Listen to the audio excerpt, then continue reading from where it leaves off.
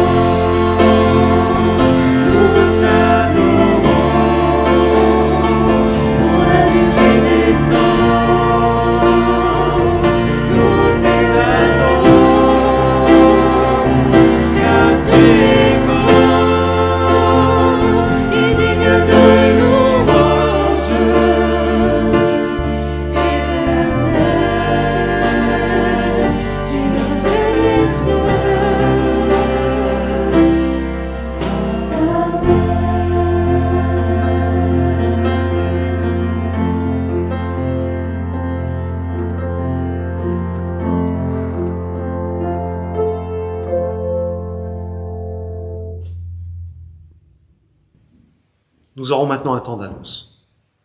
Je commence par un sujet de joie et de reconnaissance. Le doyen de notre Église, Jean-Pierre, a eu ses 100 ans mercredi. Le voilà donc centenaire. Et Jean-Pierre, qui se trouve être le grand-père d'un des 2 autres pasteurs de l'Église, Jean-Pierre va bien et il vit cette étape avec une paix et une confiance en Dieu qui force le respect. Alors joyeux anniversaire, cher Jean-Pierre. Nous évitons autant que possible d'indiquer les noms de famille sur ces vidéos mises en public. C'est pourquoi je n'utilise que les prénoms, comme je l'ai fait pour Jean-Pierre, mais également nous voulons penser tout particulièrement à notre sœur Karine, dont la maman est décédée il y a quelques jours. Nous prions pour Karine, pour son mari Christophe, pour toute la famille, et nous voulons les entourer de notre affection et de nos prières. La rencontre découverte reprendra sur ces 2 créneaux habituels du mardi et du vendredi cette semaine, après une pause de 2 semaines. Donc mardi à 19h30 ou vendredi à 19h30 pour toutes celles et ceux qui souhaitent découvrir les bases de la foi chrétienne. Cette rencontre a lieu actuellement en ligne, pour des raisons évidentes. Pour en savoir plus, vous pouvez contacter Paul Harrison ou nous écrire via le formulaire contact du site web. Et nous pourrons vous transmettre les informations de connexion. Nous ferons une petite exception à notre alternance habituelle. Et nous aurons pour le 2e jeudi consécutif une réunion de prière sur la plateforme Zoom, ce jeudi à 20h. Donc pas d'études bibliques, mais bien à nouveau une réunion de prière ce jeudi à 20h. Si vous aimeriez participer et que vous ne savez pas comment ça se passe, eh bien vous pouvez nous contacter, notamment par le site web comme indiqué dans l'annonce précédente. Nous aurons samedi à 18h30 une soirée du 72, une soirée conférence. Elle aura lieu en ligne également, toujours en raison du couvre-feu. Et notre orateur sera Paul Janson sur le thème suivant, la création et les enjeux écologiques pour le chrétien. Le lien de connexion sera envoyé par email à la liste de diffusion de l'Église et sera également indiqué sur notre site. Paul Janson est le président de l'association Arocha pour la France. Arocha est une association chrétienne qui se consacre à l'environnement et tout ce qui concerne l'écologie. Donc, ce samedi à 18h30, soirée du 72 sur la création et les enjeux écologiques. Enfin, bien entendu, nos cultes sur place se poursuivent chaque dimanche à nos 3 horaires actuels de 9h, 11h et 15h30. Le formulaire d'inscription pour inscription au culte donc, est envoyé chaque semaine par email. C'est presque toujours le lundi qu'il est envoyé. Et donc, si vous êtes sur la liste diffusion, vous recevez cet email. Mais il est également possible de le trouver, ce formulaire d'inscription, sur le site web de l'Église, www.sevres72.org. Nous arrivons maintenant au temps du message. C'est Paul Bourdois qui apportera cette prédication. Nous commençons une petite série de 3 messages sur le début de la lettre aux Hébreux, 3 messages qui seront répartis sur les 4 semaines qui viennent. Je vais prier très brièvement avant de laisser la place à Paul pour la lecture et le message. Prions. Notre Dieu, notre Père, veuille ouvrir nos cœurs. Donne-nous, par ton esprit, d'accueillir la parole que tu veux nous adresser aujourd'hui encore. Donne-nous, par cette parole, de mieux comprendre qui tu es et quels sont tes projets pour nous, de mieux comprendre qui est ton Fils Jésus et ce que sa personne et son œuvre impliquent pour chacun d'entre nous. Oui, donne-nous, Père, d'être attentifs et sois avec notre frère Paul pour ce message. Au nom de Jésus. Amen.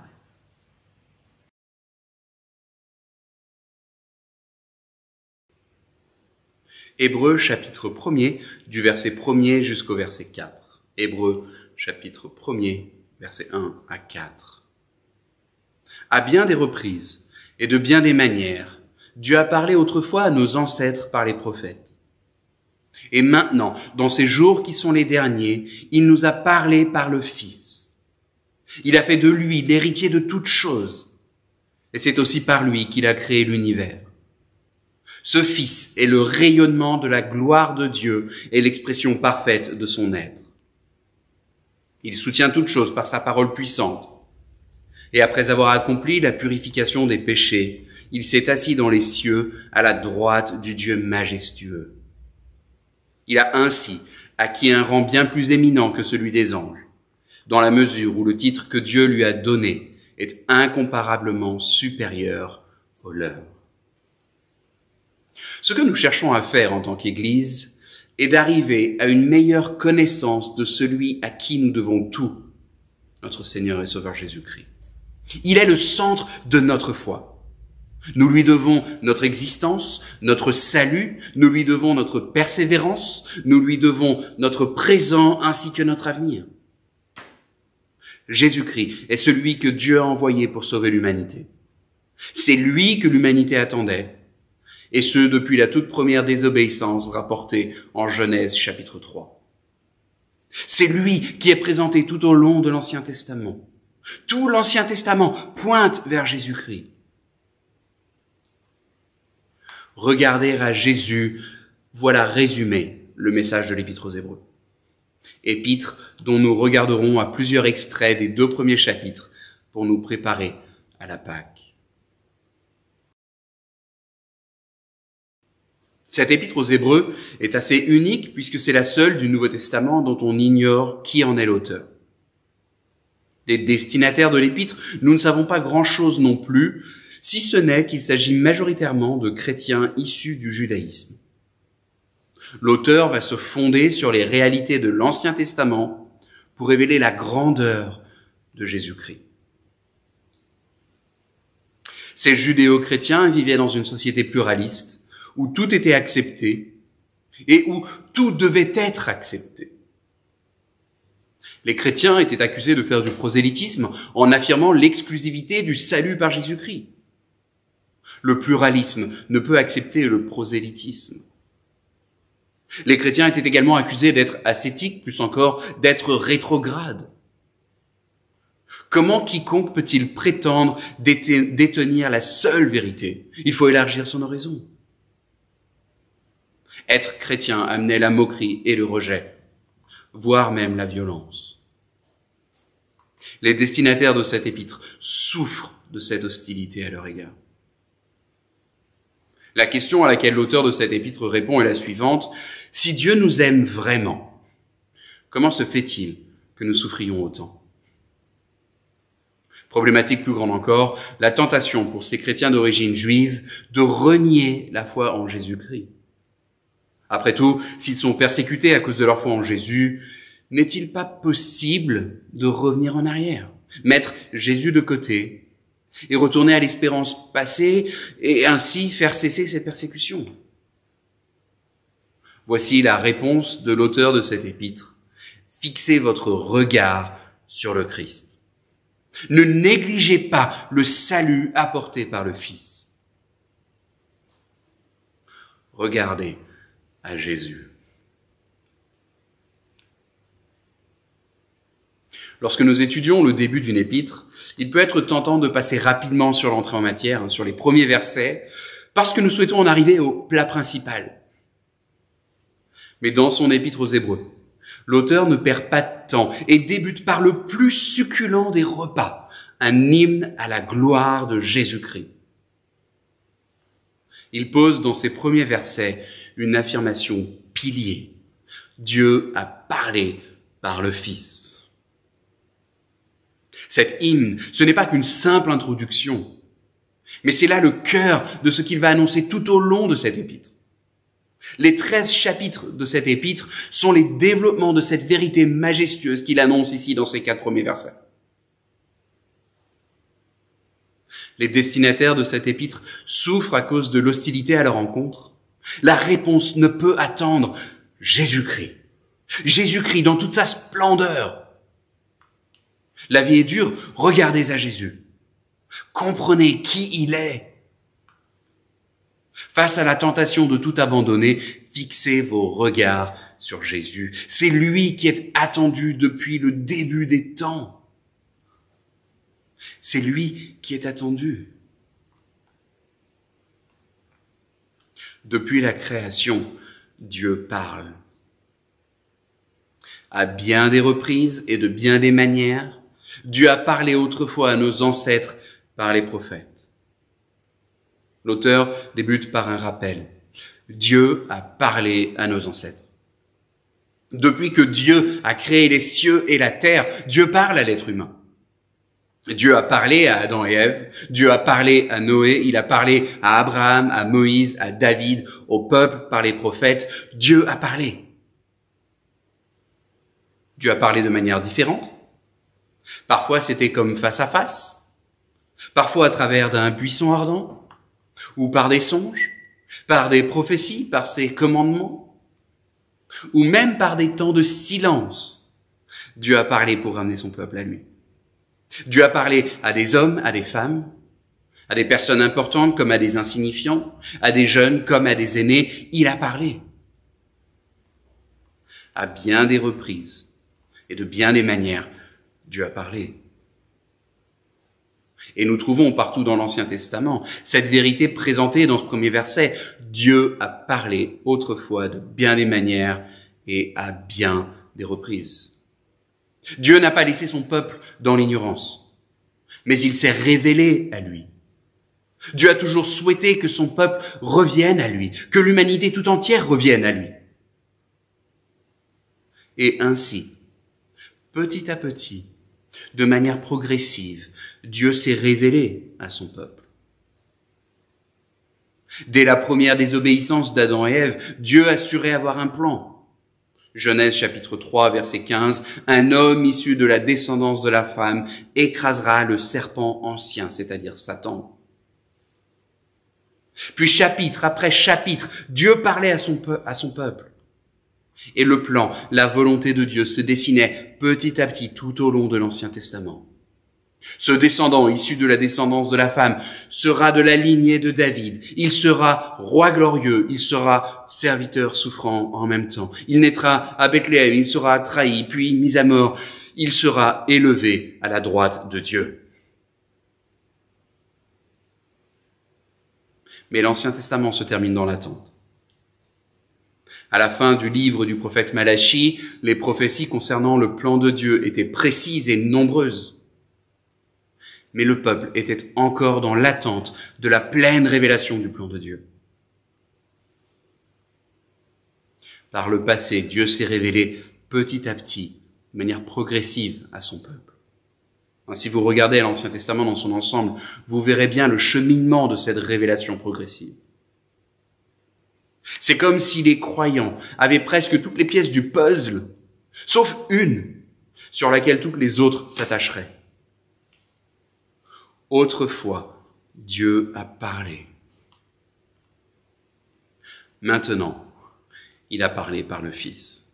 Verset 2, « Et maintenant, dans ces jours qui sont les derniers, il nous a parlé par le Fils. » Il nous a parlé par le Fils. Cette affirmation ici est puissante.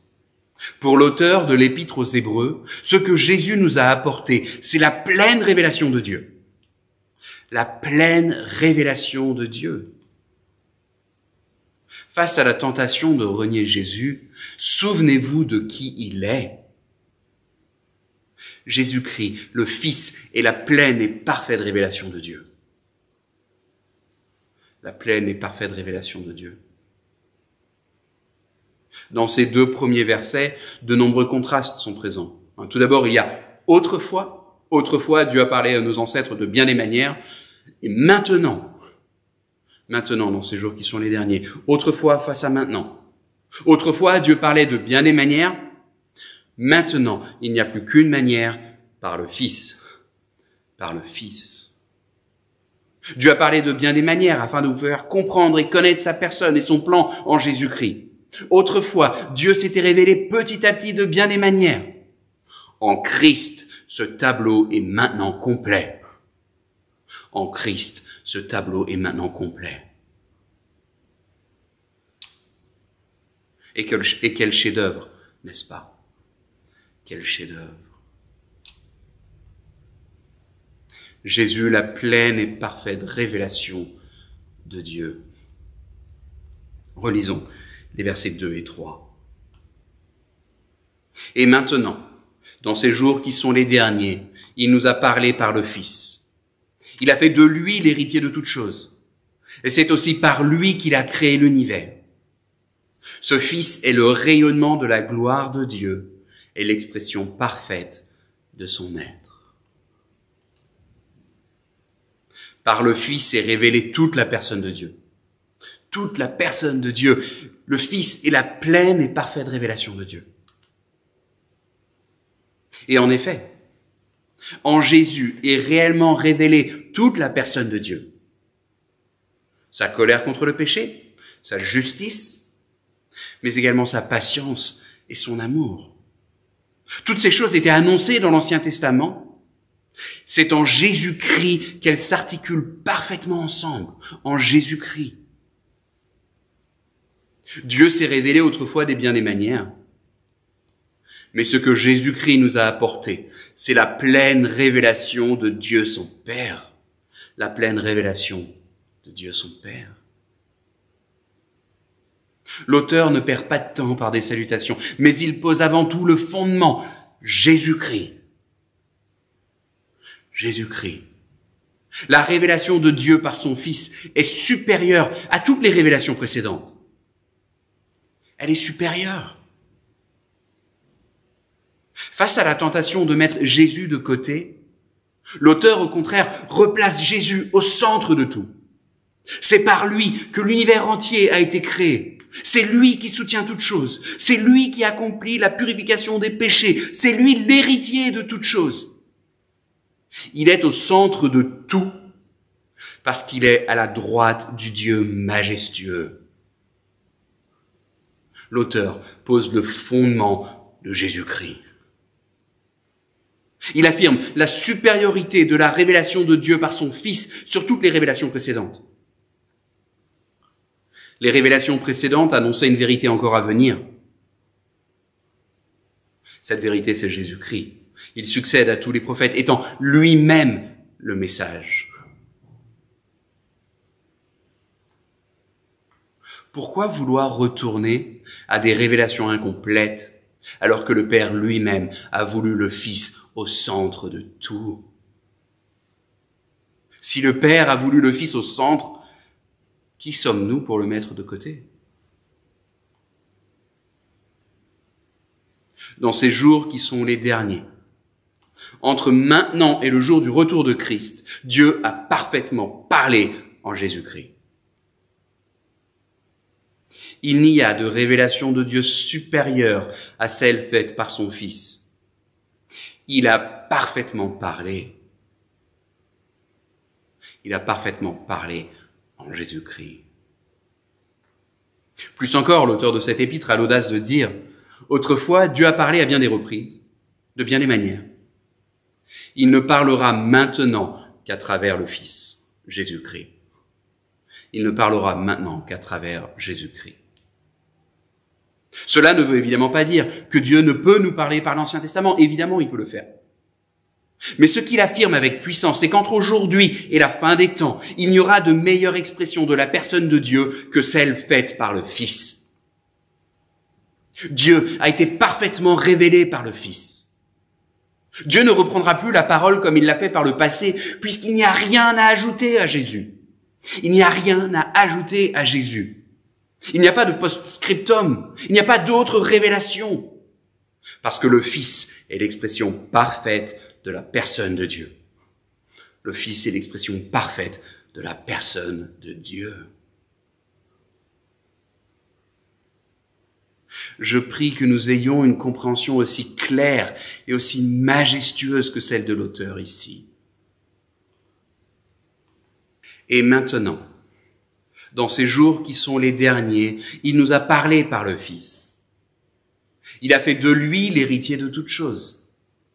Et c'est aussi par lui qu'il a créé l'univers. Ce Fils est le rayonnement de la gloire de Dieu et l'expression parfaite de son être. Il soutient toutes choses par sa parole puissante. Et après avoir accompli la purification des péchés, il s'est assis dans les cieux à la droite du Dieu majestueux. Il a ainsi acquis un rang bien plus éminent que celui des anges, dans la mesure où le titre que Dieu lui a donné est incomparablement supérieur au leur. Le portrait fait de Jésus ici est majestueux. C'est réellement un chef-d'œuvre. Je considère comme un réel honneur de pouvoir prêcher sur ce passage, parce que ce verset 3 en particulier est mon verset préféré de toute la Bible. Ce Fils est le rayonnement de la gloire de Dieu et l'expression parfaite de son être. Il n'y a à mes yeux de plus beau verset présentant Jésus que celui-ci. Une simplicité liée à une profondeur majestueuse. Jésus est le rayonnement de la gloire de Dieu et l'expression parfaite de son être. Le rayonnement de la gloire de Dieu. Dans l'Ancien Testament, en Exode chapitre 13 et 14, lorsque Dieu guide Moïse et le peuple hors d'Égypte, quelque chose apparaît devant et derrière le peuple, une colonne de feu. Cette colonne qui guidera le peuple dans le désert. Un peu plus tard, lorsque le temple fut construit par Salomon, ce nuage de feu, cette colonne de feu redescendit, elle entra dans le temple. Tous ceux qui sont alors présents tombent à terre. Cette colonne de feu, c'est la gloire de Dieu. C'est Dieu qui se présente sous une forme visible. Lors de l'Exode, Dieu est venu sous la forme d'une colonne de feu. En Christ, Dieu s'est fait homme. Dieu lui-même est venu au milieu de son peuple. Dieu est venu au milieu de son peuple. Il n'y a de meilleure révélation de Dieu que Christ venu sur terre. Il est le rayonnement de la gloire de Dieu. Il est la parfaite révélation de Dieu. Ce qui est dit ici est à la fois magnifique et en même temps dur à entendre. Magnifique en ce que Dieu souhaite que nous le connaissions. Pas seulement intellectuellement, mais personnellement, relationnellement. Il souhaite avoir une relation vivante avec nous. Et afin d'avoir cette relation vivante, il est allé jusqu'à envoyer son propre Fils parmi nous. Jésus-Christ, qui est l'expression parfaite de Dieu, nous parle. Que nous dit-il ? Il nous présente de manière parfaite la personne de Dieu. Dieu parle par le Fils, non pas seulement pour donner, pour communiquer des informations utiles aux hommes, mais pour révéler son caractère, sa personne, son être. Le Fils est l'expression parfaite de son être. Ce que Dieu souhaite, c'est que par le Fils, nous arrivions à le connaître lui, que nous arrivions à avoir une relation vivante avec lui. Dieu souhaite une relation vivante avec nous. Le Fils est venu afin que nous puissions connaître cette relation. Dieu parle par son Fils pour avoir une relation avec nous. Ce que Jésus-Christ nous apporte, c'est une pleine et parfaite révélation de Dieu. C'est une belle affirmation, mais cette affirmation est également dure en ce que Jésus-Christ est présenté comme la seule manière d'arriver à connaître Dieu. Il n'y a besoin que d'une chose pour connaître pleinement Dieu, Jésus-Christ, le Fils. Cela veut aussi dire que si vous voulez connaître Dieu, et le connaître pleinement, tel qu'il est vraiment, il vous faut impérativement regarder au Fils. Toute connaissance de Dieu qui se base sur autre chose que Jésus-Christ sera incomplète. Cette révélation de Dieu n'est complète qu'en Christ seul. Jésus est le seul chemin qui mène à Dieu. Je le répète, Jésus, le Fils, est le seul chemin qui mène à Dieu. L'auteur présente la centralité de Jésus-Christ dans le plan du salut. Oui, Dieu peut parler par l'Ancien Testament, évidemment. Mais si cela ne mène pas à Jésus, alors la révélation est incomplète. Dieu peut parler par la beauté de la création. Mais si cela n'amène pas à Jésus, alors là encore, cette révélation est incomplète. La révélation de Dieu n'est complète que par le Fils. Que par le Fils. Nos esprits modernes sont mal à l'aise avec l'idée qu'il y aurait une voie unique pour trouver Dieu. Il est à la mode de penser que chacun peut trouver Dieu par ses propres moyens. Avoir des convictions bien ancrées en Jésus seul peut paraître de nos jours prosélyte, fanatique et fondamentaliste. Notre société cherche à affirmer que toutes les religions sont pareilles, qu'elles se valent. Ainsi, il n'est pas rare d'entendre « Après tout, vous adorez tous le même Dieu ».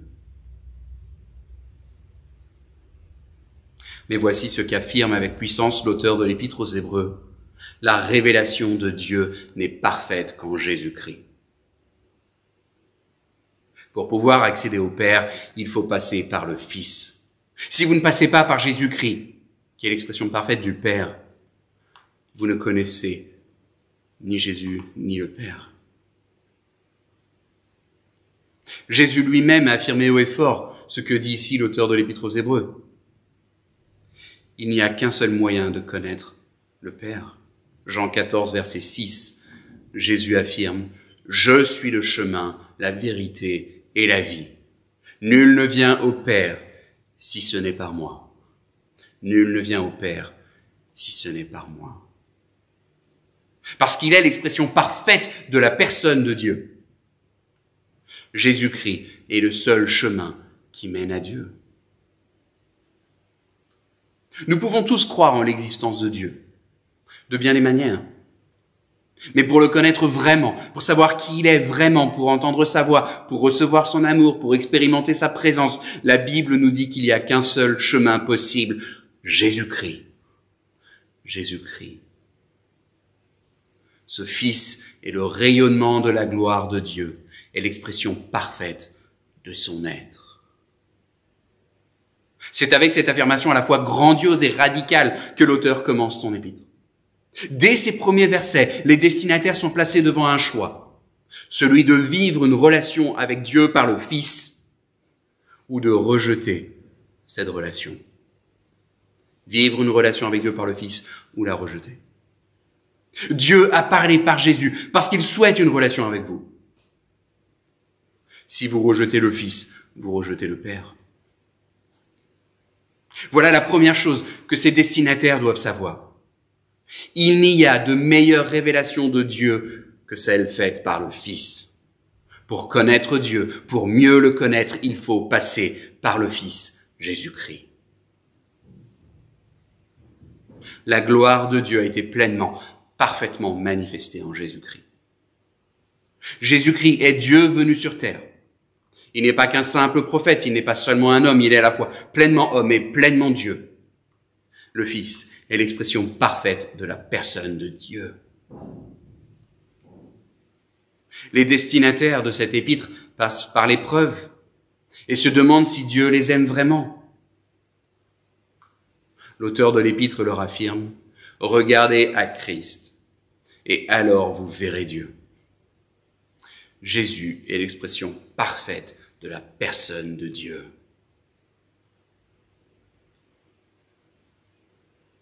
Un Dieu qui souhaite être connu. La gloire de Dieu a été pleinement manifestée par le Fils. Jésus-Christ s'est incarné afin que nous puissions avoir une relation avec Dieu. Ce que Dieu souhaite avoir avec nous, c'est une relation vivante, une relation restaurée. L'être humain a été créé pour entrer en relation avec Dieu. Nous avons été créés afin de pouvoir expérimenter cet amour parfait qui vient de Dieu. Mais Genèse chapitre 3, le péché va changer la donne. Cette relation particulière, cette relation personnelle que l'homme avait avec Dieu sera brisée. Ce que Dieu souhaite pour nous, c'est que nous retrouvions cette relation que nous avions avant la chute. La chute, c'est le premier péché. Sauf que notre péché nous empêche de voir Dieu dans toute sa grandeur.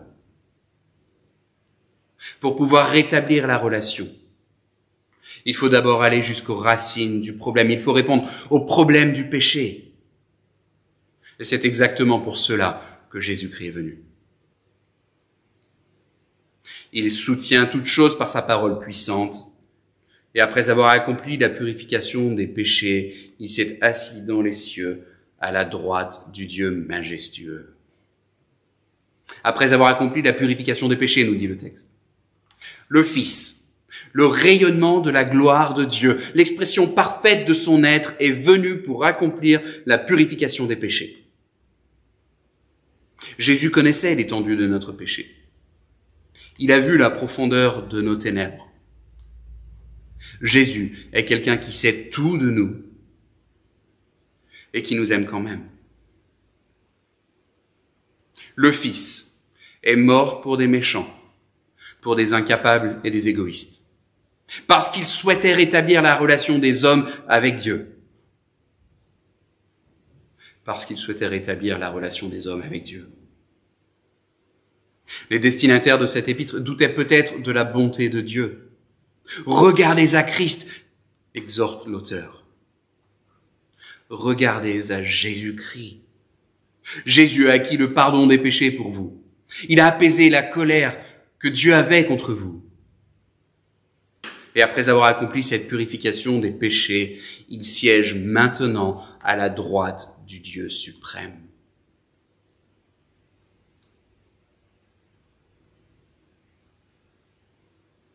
Comment rester indifférent? Comment rester indifférent? Dieu nous invite à nous positionner par rapport à cette révélation du Fils. Dieu s'est révélé parfaitement par le Fils, ce Fils qui est allé jusqu'à donner sa vie sur la croix. En envoyant le Fils, le Père vous invite à croire en lui, à avoir une relation vivante avec lui. Marc chapitre 9 verset 7, voici ce que le Père disait au sujet du Fils. « Celui-ci est mon Fils bien-aimé, écoutez-le. » Celui-ci est mon Fils bien-aimé, écoutez-le. Le Père n'a rien de plus à dire. En Jésus, tout a été dit. Vous pouvez chercher ailleurs qu'en Jésus, vous ne trouverez rien de plus. Rien de plus. Ne nous trompons pas, dans ces jours qui sont les derniers, entre maintenant et le jour du retour de Christ, Dieu a parfaitement parlé par le Fils. Entre aujourd'hui et la fin des temps, il n'y aura de meilleure expression de la personne de Dieu que celle qu'a faite le Fils. Si nous voulons connaître Dieu et le connaître personnellement, relationnellement, il faut passer par celui qui le révèle pleinement, le Fils, Jésus-Christ. Ne cherchons pas ailleurs qu'en Jésus ce que nous ne trouvons seulement en Jésus. Ne cherchons pas ailleurs qu'en Jésus-Christ ce que nous retrouverons seulement en Jésus-Christ. Et comprenons que si nous rejetons le sacrifice du Fils, c'est le Père que nous rejetons. Ce Père qui a donné son propre Fils pour vous. Il a donné son propre Fils pour vous. S'il y avait d'autres moyens pour le salut, croyez-vous vraiment que le Père aurait donné son propre Fils? Croyez-vous vraiment qu'il aurait donné son propre Fils s'il y avait d'autres moyens? Le Père aurait-il livré son Fils bien-aimé à la mort comme un simple exemple d'amour? Non. Le Fils est mort à la croix car c'était la seule façon pour nous d'être sauvés. C'était la seule façon. Ce Fils est le rayonnement de la gloire de Dieu et l'expression parfaite de son être. Recevez son amour. Écoutez-le. Celui-ci est mon Fils bien-aimé. Écoutez-le.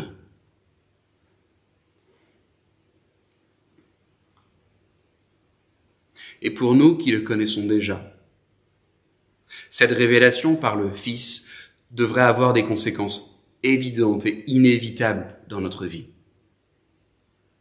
Pour les destinataires de cet épître, la tentation est celle de mettre Jésus de côté. Nous aurons encore tout l'Ancien Testament, pensait-il. L'auteur leur rappelle que la révélation de Dieu par son Fils dépasse toutes les autres. Elle dépasse toutes les autres. Si vous connaissez le Fils, si vous comprenez qui il est, alors cette tentation ne se présentera plus vraiment. Et l'auteur va chercher à démontrer cela tout au long de son épître. Ainsi, Jésus dépasse toutes les réalités célestes et terrestres. Deuxième partie du chapitre 1er, le Fils est supérieur de loin aux anges. Hébreux chapitre 1er, verset 13, « Auquel des anges Dieu a-t-il jamais dit, « Viens siéger à ma droite jusqu'à ce que j'ai mis tes ennemis à terre sous tes pieds ?» Pourtant, il l'a dit au Fils. Jésus est supérieur de loin aux anges.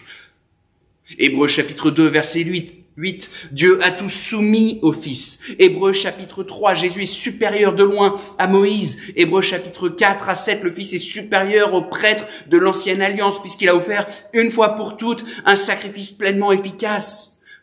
Hébreux chapitre 8 à 10, l'alliance conclue par le Fils dépasse de loin l'ancienne alliance. Hébreux chapitre 11, verset 13, l'importance de mettre sa foi dans le Fils. Jésus dépasse toutes les réalités célestes, terrestres et spirituelles. Qu'a-t-il à gagner de se détourner de lui? Absolument rien.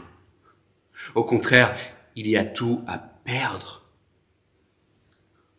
Le Fils est la pleine et parfaite révélation du Père. Écoutons-le. Écoutons-le. Si Jésus est la révélation parfaite de la personne de Dieu, regardons-nous à ses paroles comme étant pleinement celles de Dieu. Prenons-nous la Bible comme nous le ferions avec des mignardises, c'est-à-dire en choisissant ce qui nous plaît et en laissant aux autres ce qui nous plaît moins. Jésus est la révélation parfaite de la personne de Dieu. Il n'y a de meilleur exégète de l'Ancien Testament que Jésus-Christ. Il n'y a de meilleur guide que Jésus-Christ. Ce qu'il nous faut faire en tant qu'Église, c'est regarder à lui avant tout.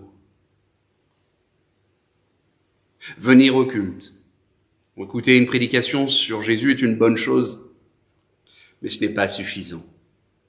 Aucun prédicateur n'arrivera jamais à la mesure de Christ. Et c'est pour cela qu'il nous faut ensemble regarder à lui d'abord. Si l'auteur de cet épître débute avec ce portrait de la centralité du Fils, c'est parce que dans nos vies, il faut mettre Jésus au centre. Dans nos vies, dans notre quotidien, il faut mettre Jésus au centre. Chaque jour, il faut lire, relire les évangiles, regarder au Christ. Il faut regarder aux explications que les auteurs du Nouveau Testament ont formulées du sacrifice de Jésus-Christ. Il faut comprendre la grandeur de ce que Christ a accompli. Il faut voir la grandeur du plan de Dieu annoncé depuis le tout début de l'Ancien Testament. Si, comme l'auteur de cet épître, nous comprenons la centralité de Jésus, alors la tentation de nous détourner de lui n'aura plus aucun attrait. Maintenant, dans ces jours qui sont les derniers, il nous a parlé par le Fils. Il a fait de lui l'héritier de toutes choses.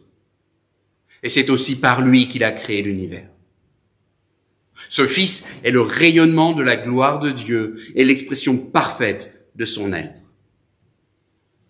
Il soutient toutes choses par sa parole puissante. Et après avoir accompli la purification des péchés, il s'est assis dans les cieux à la droite du Dieu majestueux. Que le Seigneur bénisse sa parole. Amen. Nous allons chanter un deuxième et dernier chant, En Jésus seul. Et si vous voulez, vous pouvez vous lever chez vous pour le chanter. En tout cas, chantons avec notre groupe musical En Jésus seul.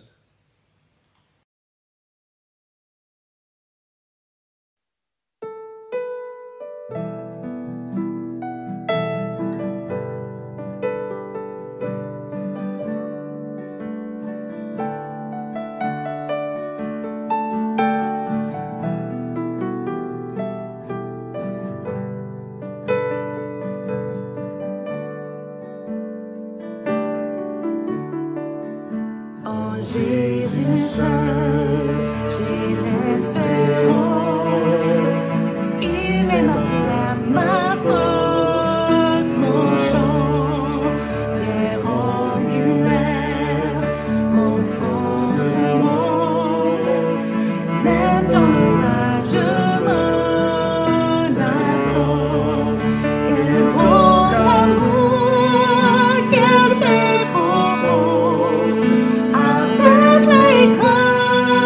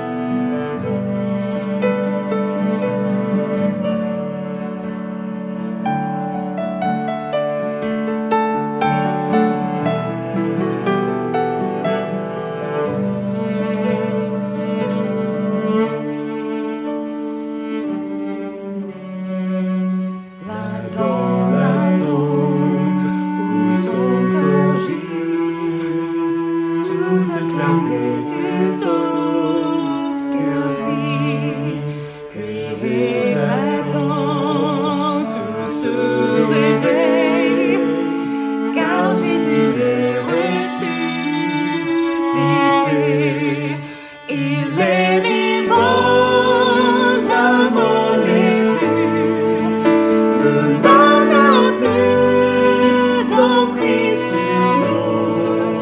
Je suis à lui, et lui à moi, racheté par le sang du roi, ni accusé, ni condamné. Son grand amour m'a transformé, et du début jusqu'à la fin, Christ est maître de mon destin.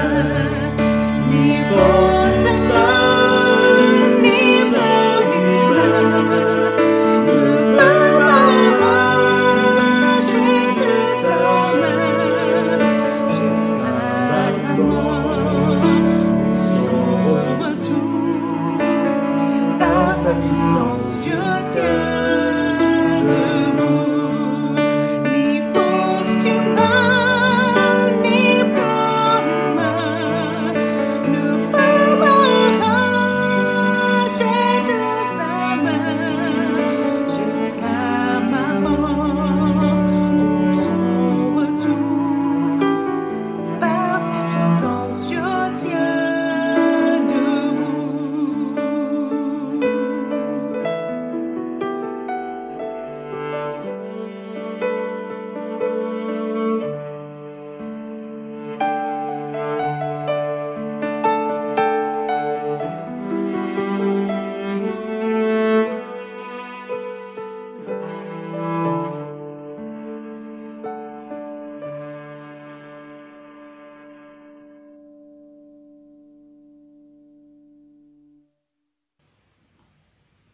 Une parole de bénédiction pour terminer. Nous avons entendu le tout début de la lettre aux Hébreux. Voici la fin de cette lettre aux Hébreux. Hébreux 13, versets 20 à 21. Le Dieu qui donne la paix a ressuscité notre Seigneur Jésus, qui est devenu le grand berger des brebis, en scellant de son sang une alliance éternelle. Que ce Dieu vous rende capable de faire le bien sous toutes ses formes pour que vous accomplissiez sa volonté. Qu'il réalise lui-même en nous, par Jésus-Christ, ce qui lui est agréable. À lui soit la gloire pour l'éternité. Amen. Eh bien, bon dimanche et bonne semaine à tous.